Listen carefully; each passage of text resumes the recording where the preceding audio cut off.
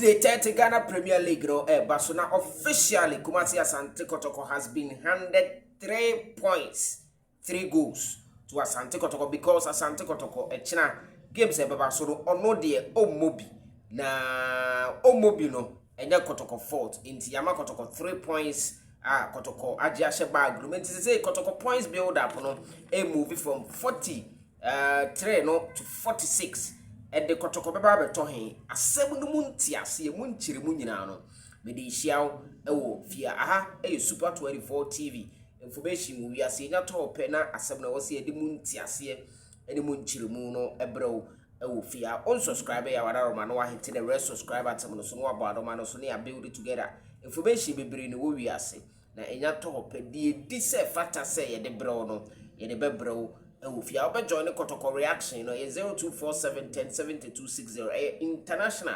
Kotoko reaction, international, and a down because various Kotoko supporters were Abuchiri, Yenina, also UK, Jamaica, there be a international WhatsApp group, Kotoko 4, and I also. Ufana that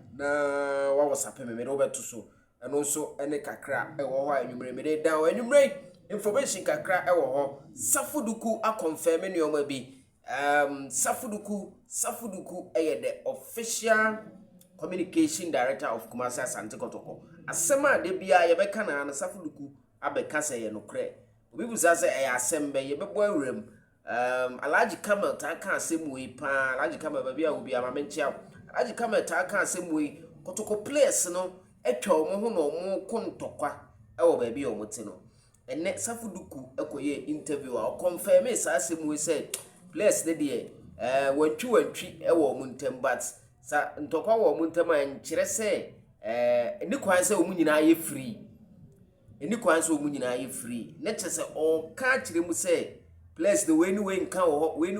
ho o say eni kwan say omu ye free enye by force omu ye free the hia na say omu ko park so omobo na won say omu nye free no omu ko park so omu ntimi mo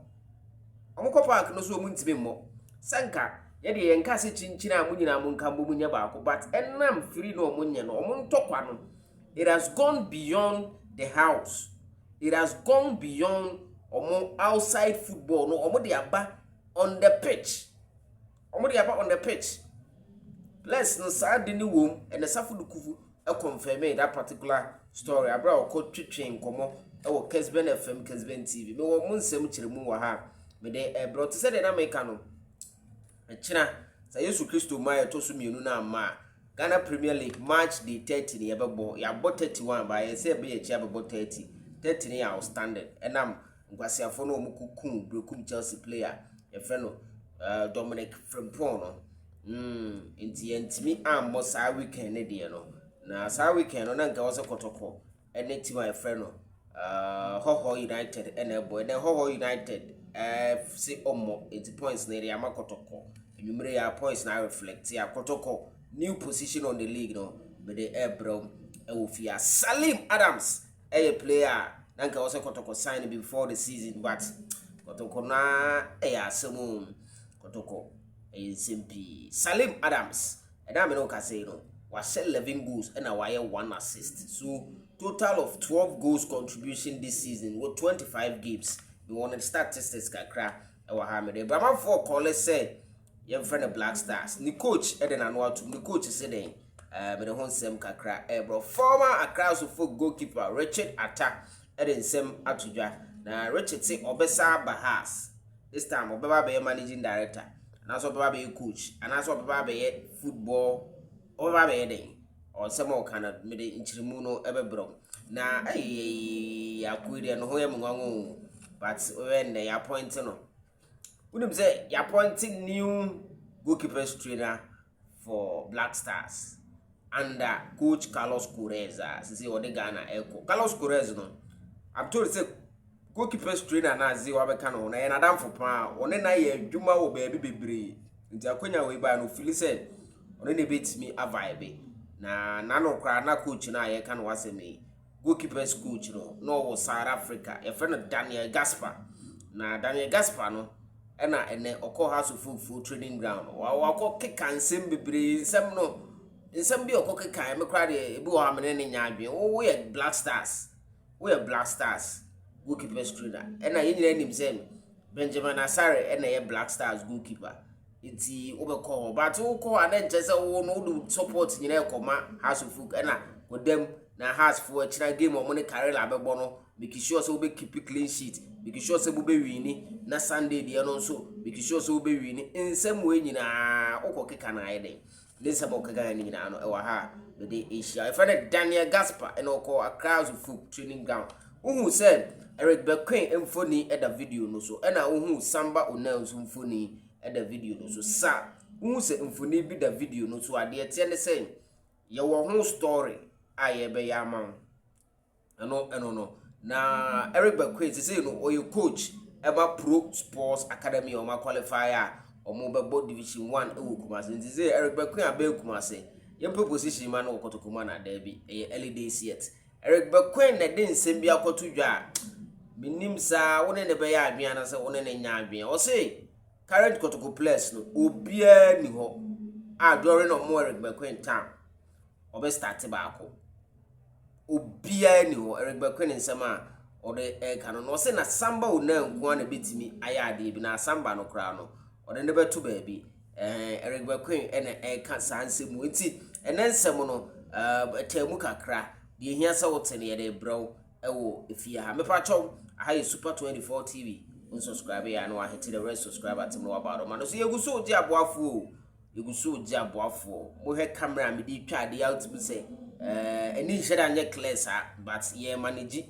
na otie sound no so ase sound no ewo akiri ade se me kasa me tiem na to be amanfo se me sound no for me sound no for microphone cry ni bi but ye de animia ene katashe ene kotokodo no ene ye adwuma nti wo hwe me fra bu akiri na wo pese oboa ya obetima be sponsor ye na ye nyeska de atoto sa anwoma nkete we nyina sawan kasa nso obepe America ho ba bi na wato bi na ode amane ya ye ni beje papa nti eno nso ene adeserede a mo amota ahwe ne ye de ema mo no mo sponsor ye na ye ma mo more quality ne ye nkyekire nsem mu ye na mo nti ase but as plan say we decide say obey side no ama me nti behwe wanim e wo me number no so 0247 10 7260 0247 10 7260 behwe wanim now without much I do I'm going to waste 1 minute. I'm going straight into the stories because I hire ntiasie fie sorry enya fina story ba ko ye betwim ten ye fa na pa go there na ye koyanim now March the 30 no echina Wednesday yebebo ni nyina na echina de no de dikan a yebebe de bebie kwan mu no eye Brekum Chelsea ene Mediama na matese Brekum Chelsea for no ebie free gate because of Dominic Frimpong inti amanfo Mbegu Stadium ona omonhye nanimonyam inti Mediama only the Ghana Premier League with 5 points no oko Brekum Chelsea na one Brekum Chelsea they akopie so game we nko na beba live. I'm told say game we nko na beba live and say Kotoko lose your games in live view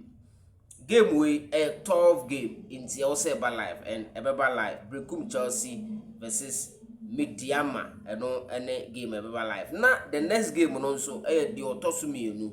IF team my friend no baby any Gold Stars baby any Gold Stars ebe nso betina fie na one Samates abo baby any betina fie na one Samates e di ayam so na baby any Gold Stars no on say mamenye nchichemu kakra we ma tiefo league na ayebo no on say baby any Gold Stars nso one team my friend no Ho United enyammo ya be chwa ase nti ono nso wo 3 points bi e da adaka mu inti ti said ye Kotoko ye de Kotoko de ama no baby ade Gold Stars nso sa eduru so ho a o meti 3 points ama baby ade Gold Stars inti baby ade Gold Stars o 3 points da baby a e twen no sa da no mobo inti no nso ani nchichemu kakra e wo ha me de e mawo e wo fia enumre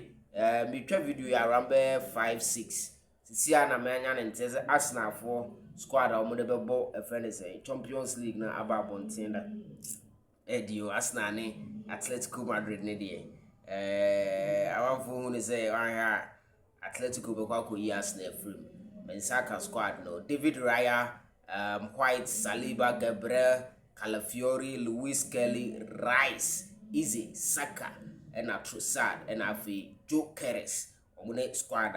omo starting against Atletico Madrid and Emirates Stadium England, London to be precise. We Arsenal for and I'm updating mu minim say me senior man jobless or your Arsenal ni enti am twa latest information we e de man no na me say high enti ase fie enya man no ne but nyoma bu why de be fama ma na bibia aye kama ho enti babia de go stars for almost 3 points bi a ombekwa akunya from ho because ono so 3 games na aka no and I say 4 games na aka no obebo ho baako so what I say enti eno yetie na ye hye no so na echina no outstanding no akra hasufu has for me adom hasufu betre fi no ne karela abo ai already has for has be share you na has for 46 and obeshe Nations FC it has for 49 on ne baby any go stars no say no 2 points difference pay has a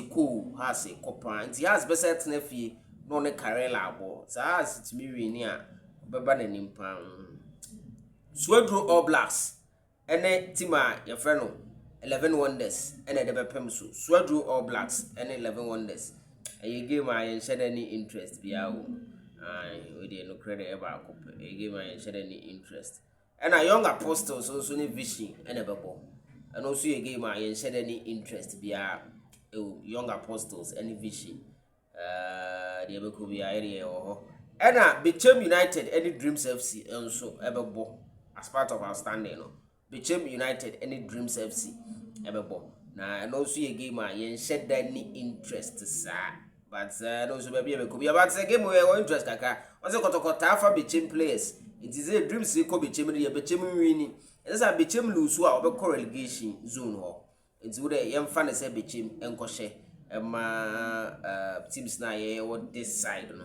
ye the kwan say relegation kra afi Basake Holy Stars any aduana and ebebo Basake Holy Stars the aduana game no ye wo interest ewum Basake Holy Stars the aduana game no ye wo interest umbuzam side ntia yes because aduana eda Kumasi Asante Kotoko enim yes aduana eda 4th are all 46 points. It's aduana all 46 points no. So say you did 3 points. I can't Kumasi Asante Kotoko points no. Ama Kotoko points na be 46. Because what I say, it is say Kotoko hope say aduana elusu against Basake Holy Stars. Aduana be kwa away. It is aduana ko lusu dia. Kotoko ni aduana points ni nyina be say 46 high ntiasie fi asemni sia emu ntiasie ni mu nchiremu de yemfa enkame o yede bebro enti aduana versus Basake a aduana ekwa awe ni wo interest wo aduana ebebo boys obekwa ko lose se de be ya Kotoko de yedi ga ma 3 points enti ye ko 46 na aduana abe ye pe but aduana ko wini dia aduana be ko nanim obekọ kobo draw obekọ 47 o wini obekọ 49 eno de nchechemu kakra ewo ho ena game we so ewo ho a eno so ye wo interest wom Heart of Lions ebetena fie no atwen Nations FC a free Abraham Kese Nations tena fie ma has ebe share no pressure ba omu coach so ntize this time ono so kwa we a omo no mo de no nko we ni asembia ni fie Nations FC ma me fa enso so say Omar repose confidence in Omo head coach from Paul Manson. O guys say Omar has buwi no supporters bi ko hu Dr. Kwame Chesi yen sake opinion a friend from Paul Manson. But Omar can asem ni nyina. Omo say from Paul Manson still na on form nko because league ni there. Omo de omo ni so the answer omo survive but the omo pese omo ye ne say from Paul Manson emfa omo nje 29th of this month and I said 31st of May Ebubaako ewo Legon Sports Stadium FTNFA Cups Nations FC ene Mediama ene bobo final no eno ene ye hwe ne se obeje se wenti wanje dia on be sack no eno de information a me sack nti hu say Frimpong man so mfoni so da so a sa pepepe na etie ewo ho ave men kosora men come dia Safuduku a confirming but ma me fa Salim Adams update le ma Salim Adams say the coach Tanku say player they deserve World Cup squad no? And I think the way there midfielder was 11 goals why 1 assist then the goal contribution there 12 goals in 25 games that league say enye bad nti ye de kan ho a well it's all good it's the coach asema work Richard Atta a former class of goalkeeper also be returning to House of Folk as goalkeepers coach dachi and na Daniel Gaspar and ko has for training or ko a long guy say no waba no winning mentality Daniel Gaspar a new blasters it's on ne okohe Benjamin Asare men kanesa nti eno ne anonso news kakra o Eric Bequin say omo time no Kotoko players mo sisi a no bia no obenya bi abo obia no obe start and of course we mu say Samba unanko ane player obetimi aka say obetimi a start no kra no obe start from the bench. Hey, Eric Bequin we akese for mo ha mon kai Tama Eric Bequin Kotoko from 2008 which is 2008-2009 Kotoko defenders ne hwan na yemfa compare Samba o nese Samba e bit ni oni yemfa compare NF1 but NF1 dey ase obi antimi start there but okase Samba be started from the bench na no so ase a debatable kakra e bia Samba bit ma start because Samba onye bad player sam and also Eric Bequin nsema or dey to dwa about ne players of Kotoko no how o ma san yes yenka ebi ni mbody but ebi nso asapa Kotoko enya 3 points. Sisi Kotoko 46 points.